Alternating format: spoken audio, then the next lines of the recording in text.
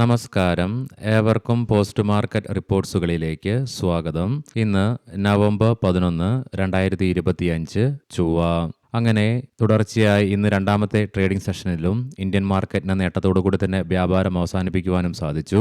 മാത്രമല്ല നിഫ്റ്റിയുടെ weekly expiry ആയിരുന്നതിനാലും മറ്റ് പല ഘടകങ്ങൾ കൊണ്ടും ഇന്ന് ഇന്ത്യൻ മാർക്കറ്റ് ഹൈലി വോൾട്ടൈലുമായിരുന്നു. ഇന്ന് തുടർച്ചയായി രണ്ടാമത്തെ ട്രേഡിംഗ് സെഷനിലും ഇന്ത്യൻ മാർക്കറ്റിന് നേട്ടത്തോടുകൂടി തന്നെ വ്യാപാരം അവസാനിപ്പിക്കുവാൻ സഹായിച്ച ഘടകങ്ങൾ എന്തൊക്കെയാണെന്ന് വിശദമായി തന്നെ നമുക്ക് ഈ വീഡിയോയിൽ ചർച്ച ചെയ്യാം. ഇന്ന് ഫിൻനിഫ്റ്റി ഒഴികെ ബാക്കി ലീഡിംഗ് ആയ എല്ലാ ഇൻഡസ്ട്രീസിലും സ്ലൈറ്റ്ലി ഗ്യാപ്പ് അപ്പോട് കൂടിയിട്ടുള്ള ഓപ്പണിംഗ് ആയിരുന്നു ലഭ്യമായിരുന്നത്. എങ്കിലും ഇന്ന് മാർക്കറ്റ് ഓപ്പണായി ഉടനടി തന്നെ വലിയ ഫോൾ മാർക്കറ്റിനെ നേരിടേണ്ടതായിട്ട് വരികയുണ്ടായി. എങ്കിലും നിഫ്റ്റിക്ക് ഇന്ന് 25,449 എന്ന ലെവലിൽ സപ്പോർട്ടും എടുക്കുവാൻ സാധിച്ചു. തുടർന്ന് ഉച്ചയോടുകൂടി മാർക്കറ്റിന് ശക്തി ആർജിക്കുവാനും സാധിച്ചു. ഇന്നുണ്ടായ നഷ്ടങ്ങളൊക്കെ തിരിച്ചു പിടിക്കുകയുണ്ടായി. തൽഫലമായി ഇന്ന് നിഫ്റ്റിക്ക് 25,715 എന്ന ലെവലിൽ നിന്നും റെസിസ്റ്റൻസും നേരിടേണ്ടതായിട്ട് വന്നതിനെ തുടർന്ന് 120 പോയിന്റുകളുടെ നേട്ടത്തോടുകൂടി 25,694 എന്ന ലെവലിൽ വ്യാപാരവും അവസാനിപ്പിക്കുവാൻ സാധിച്ചു. അതേസമയം സെൻസെക്സിന് 335 പോയിന്റുകളുടെ നേട്ടവും ബാങ്ക് നിഫ്റ്റിക്ക് 200 പോയിന്റുകളുടെ നേട്ടവും കൈവരിക്കുവാനായപ്പോൾ ഫിൻ നിഫ്റ്റിക്ക് ഇന്ന് 25 പോയിന്റുകളുടെ നഷ്ടത്തോടുകൂടി വ്യാപാരവും അവസാനിപ്പിക്കേണ്ടതായിട്ട് വരികയുണ്ടായി.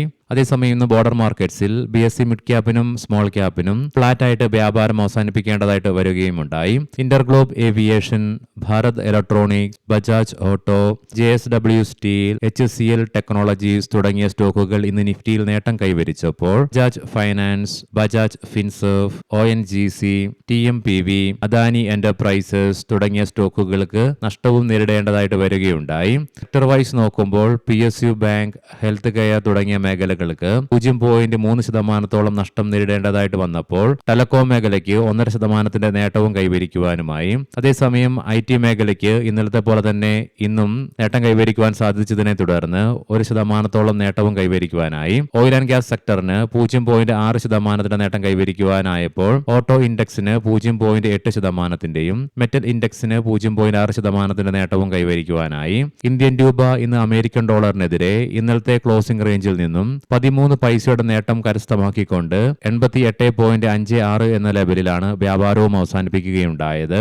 ഇന്ത്യയും US തമ്മിലുള്ള വ്യാപാര കരാറിന് മേൽ പ്രതീക്ഷ വർദ്ധിച്ചതിനെ തുടർന്ന് ഇന്ന് ടെക്സ്റ്റൈൽസ്, പ്രോൺസ് ബിസിനസ് ഒക്കെ ചെയ്യുന്ന കമ്പനികളുടെ ഓഹരികളിൽ 11% ഉയർച്ചയും കാണുവാൻ സാധിച്ചു. ഒക്ടോബർ മാസത്തിലെ ഇന്ത്യൻ മാർക്കറ്റിലെ SIP ഒഴുക്ക് വർദ്ധിക്കുകയാണ് ഉണ്ടായത്.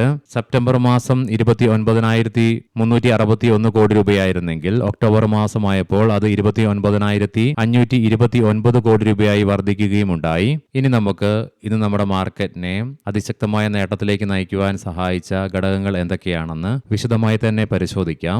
ഇന്നലെ US നടന്ന ഇന്ത്യയിലേക്കുള്ള US പ്രതിനിധിയായിട്ടുള്ള ജർജിയോ ഗോറിന്റെ സത്യപ്രതിജ്ഞാ ചടങ്ങില് US പ്രസിഡന്റ് ഭാഗത്ത് നിന്നും ഇന്ത്യ US വ്യാപാര കരാറിന്മേലുള്ള പ്രതീക്ഷ വർദ്ധിപ്പിച്ചുകൊണ്ട് നമുക്ക് ന്യായമായ ഒരു കരാർ ലഭിക്കുന്നു, ന്യായമായ ഒരു വ്യാപാര കരാർ മാത്രം എന്നുള്ള ഒരു പ്രസ്താവന അദ്ദേഹത്തിന്റെ ഭാഗത്ത് നിന്ന് വരികയുണ്ടായി. ഇത് ഇന്ന് മാർക്കറ്റിലും നിക്ഷേപകരിലും ഇരു രാജ്യങ്ങളും തമ്മിലുള്ള വ്യാപാര കരാറിന്റെ മുകളിലുള്ള പ്രതീക്ഷ വാനോളം ഉയർത്തുകയുമുണ്ടായി. അതുകൂടാതെ ഈ ഡീലിന് തൊട്ടടുത്ത് എത്തിച്ചേരുകയും ഉണ്ടായെന്നുള്ള പ്രഖ്യാപനവും അദ്ദേഹം നടത്തുകയുണ്ടായി. ഇന്നലെ US പ്രസിഡന്റ് ഭാഗത്ത് നിന്നും വന്ന ഈ ഒരു പ്രഖ്യാപനം തന്നെയാണ് ഇന്ന് ഇന്ത്യൻ മാർക്കറ്റിനെ നേട്ടത്തിലേക്ക് നയിക്കുവാൻ സഹായിച്ച ഏറ്റവും പ്രധാനപ്പെട്ട ഘടകമായി മാറുകയുണ്ടായത്. ഇന്നലെ US സെനറ്റില് US ഗവൺമെന്റ് ചരിത്രത്തിലെ ഏറ്റവും ദൈർഘ്യമേറിയ ഗവൺമെന്റ് ഷട്ട് ഡൗൺ എടുത്തു കളഞ്ഞുകൊണ്ട് ഫെഡറൽ ഫണ്ടിങ് പുനഃസ്ഥാപിക്കുവാനുള്ള ബിൽ പാസാക്കുകയുണ്ടായി. US നിന്ന് വന്ന ഈ ഒരു നടപടിയെ തുടർന്ന് ഗ്ലോബൽ മാർക്കറ്റും അതുപോലെ തന്നെ ഇന്ത്യൻ മാർക്കറ്റും ഒരേപോലെ ഭയത്തോടുകൂടി കണ്ടിരുന്ന US ഗവൺമെന്റ് ഷട്ട് ഡൗൺ മാറിയതിലുള്ള പോസിറ്റിവിറ്റിയും ഇന്ന് നമ്മുടെ മാർക്കറ്റിനെ സഹായിക്കുകയുണ്ടായി. ഇന്നലെ ഫെഡ് ഗവർണറായ സ്റ്റീഫൻ മിരാന്റെ ഭാഗത്ത് നിന്നും ഈ വരുന്ന ഡിസംബറിൽ 50 ബേസിസ് പോയിന്റിന്റെ ഇൻട്രസ്റ്റ് റേറ്റ് കട്ട് മാർക്കറ്റിന് അഭികാമ്യമാണെന്നുള്ള ഒരു സ്റ്റേറ്റ്മെന്റ് വരികയുണ്ടായി. നിലവില് ഇൻഫ്ലേഷൻ കുറയുന്ന സാഹചര്യത്തിലും മാത്രമല്ല ഗ്രാജുവലായിട്ട് അൺഎംപ്ലോയ്മെന്റിന്റെ റേറ്റ് വർദ്ധിക്കുന്ന സാഹചര്യം നിലനിൽക്കുന്നതിനാലും ഇന്നലെ ഫെഡ് ഗവർണറുടെ ഭാഗത്ത് നിന്ന് വന്ന ഈ ഒരു സ്റ്റേറ്റ്മെന്റ് മാർക്കറ്റിന്റെയും നിക്ഷേപകരുടെയും ആത്മവിശ്വാസത്തെ വീണ്ടും ഉണർത്തുകയുണ്ടായി.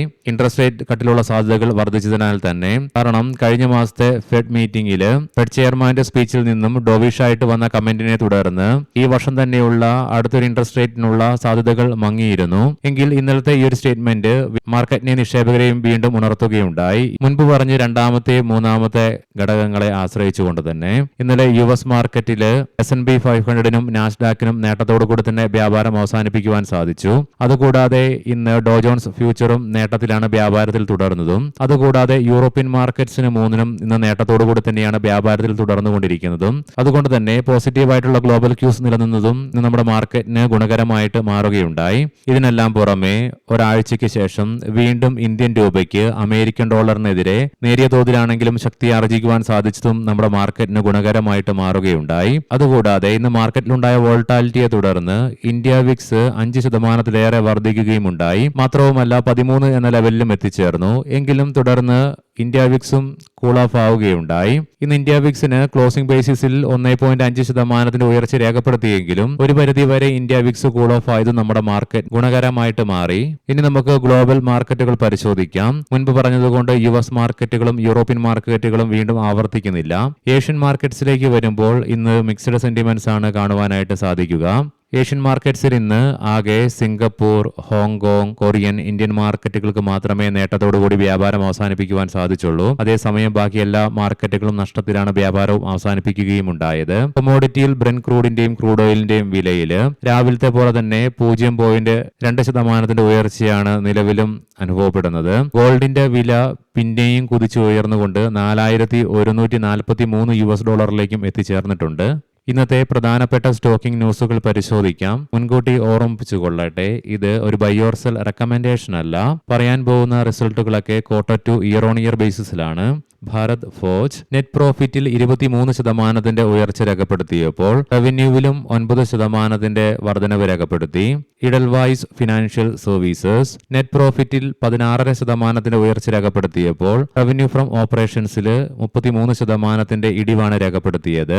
EID പാരി നെറ്റ് പ്രോഫിറ്റിൽ 39% വർധനവ് രേഖപ്പെടുത്തിയപ്പോൾ റവന്യൂ ഫ്രം ഓപ്പറേഷൻസിലും 25% വർധനവ് രേഖപ്പെടുത്തുകയുണ്ടായി. എംക്യു ഫാർമ നെറ്റ് പ്രോഫിറ്റിൽ 25% വർധനവ് രേഖപ്പെടുത്തിയപ്പോൾ റവന്യൂവിലും 13% ഉയർച്ച രേഖപ്പെടുത്തി. ബജാജ് ഫിൻസർവ് നെറ്റ് പ്രോഫിറ്റിൽ 7.5% വർധനവ് രേഖപ്പെടുത്തിയപ്പോൾ റവന്യൂവിന് 11% നേട്ടവും കൈവരിക്കുവാനായി.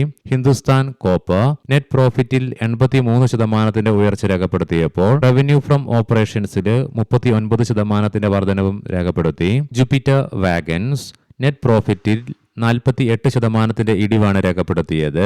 റവന്യൂ ഫ്രം ഓപ്പറേഷൻസിലും 22% ഇടിവാണ് രേഖപ്പെടുത്തുകയുണ്ടായത്. ഏവർക്കും ശുഭരാത്രി നേരുന്നു. നാളെ രാവിലെ പ്രീ മാർക്കറ്റ് റിപ്പോർട്ട്സുമായി കണ്ടുമുട്ടാം. നന്ദി, നമസ്കാരം.